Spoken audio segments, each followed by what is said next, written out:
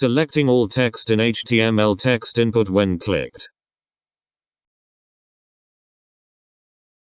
I have the following code to display a text box in a HTML web page. When the page displays, the text contains the "please enter the user ID" message. However, I found that the user needs to click 3 times in order to select all the text. In this case it is "please enter the user ID." Is it possible to select the entire text with only one click?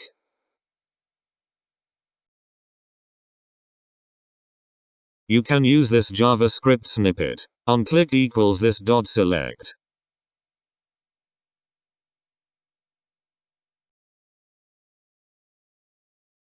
Thanks for watching. Subscribe to learn JavaScript. We have a number of awesome tutorials in the works.